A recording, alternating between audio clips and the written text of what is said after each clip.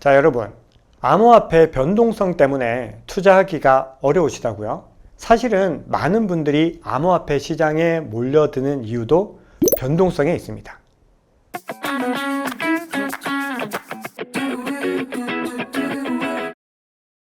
많은 사람들이 암호화폐 시장에 투자하기를 꺼려하는 이유를 여쭤보면요, 딱 두 가지를 말씀을 하세요.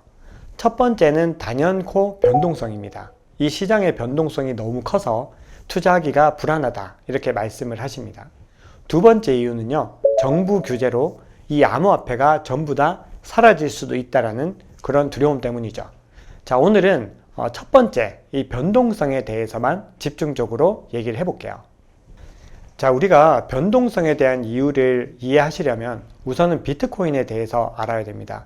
이 시장의 모든 움직임은 비트코인에서 비롯되거든요.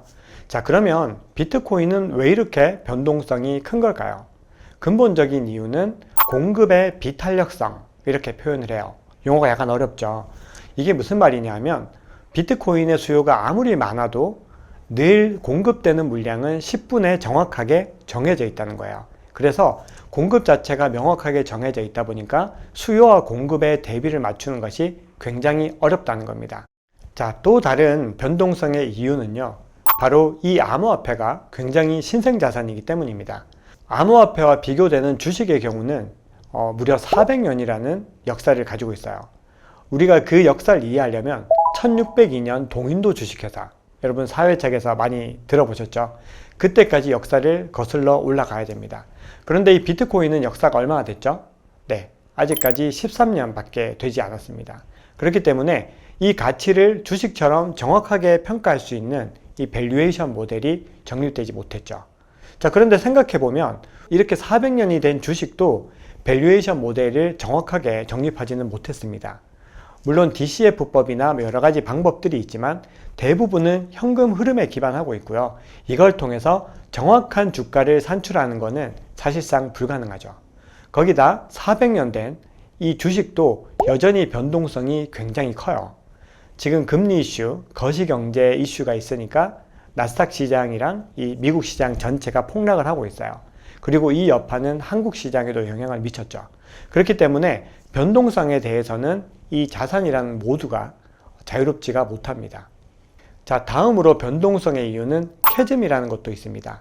이 캐즘은 뭐냐면 어떤 기술이, 새로운 기술이 세상에 나타나면은 그걸 수용하는 사람들은 굉장히 극소수라는 거예요. 그래서 지금 암호화폐에 투자하시는 분들은 어떻게 보면 선구자 이렇게 볼 수도 있을 겁니다. 자, 그런데 시간이 지나면 알게 되겠죠. 우리가 처음에 컴퓨터와 인터넷, 모바일이 등장했을 때 사람들은 어떤 반응을 보였을까요? 대부분이 비판적인 입장이었어요. 이게 왜 필요하냐? 그리고 이게 사람들에게 굉장히 큰 해악을 끼칠 것이다. 이렇게 예언을 했습니다. 하지만 컴퓨터, 인터넷, 모바일은 지금 우리의 삶과는 뗄래야 뗄 수 없는 그런 관계가 되었죠. 암호화폐도 마찬가지입니다. 암호화폐도 화폐 분야에서 그리고 우리의 이 삶의 모든 기반들을 바꾸는 그런 일들을 하고 있습니다. 자, 그런데 우리가 또 다시 생각해 봐야 될 게 있어요. 변동성이라고 하는 게 꼭 나쁘기만 한 걸까요?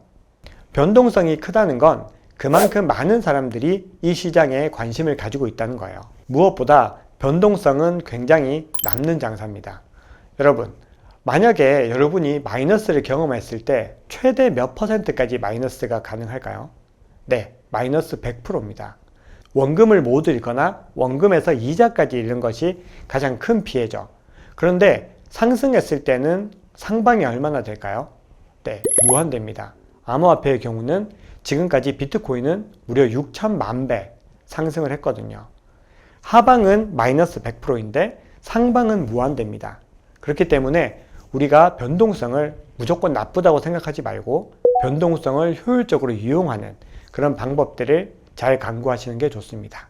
자, 그런데 이미 이 암호화폐 시장은 과거에 비해서는 굉장히 큰 안정성을 찾고 있어요. 비트코인의 경우 과거에는 마이너스 80%, 마이너스 90% 이렇게 하락하기도 했는데 지금은 아무리 많이 하락하더라도 마이너스 20, 30% 정도에서 가격 방어를 하고 있죠.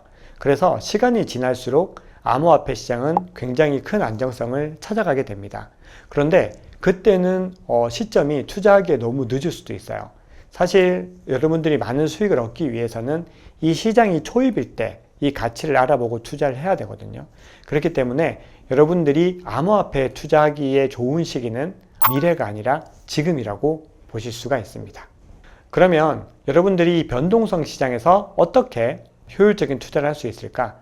그거는 제 생각에는 자산 배분이라고 생각을 합니다. 많은 분들이 비트코인과 이더리움이 너무 많이 올랐다고 생각을 해서 그 외에 다른 알트코인들에 투자를 하시는데요. 사실 좋은 방법이 아닙니다. 여러분들은 비트코인과 이더리움을 굉장히 큰 비중으로 가지고 가시고 나머지 자산들을 한 20-30% 정도에서 알트코인을 투자하시면 비교적 안정적이면서도 좋은 수익을 얻을 수 있는 투자를 할 수 있습니다. 자, 여러분 오늘 준비한 내용은 여기까지입니다. 이번 내용이 여러분들에게 도움이 되셨다면 구독, 좋아요 부탁드리겠습니다. 지금까지 세상의 모든 투자 박종환이었습니다. 감사합니다.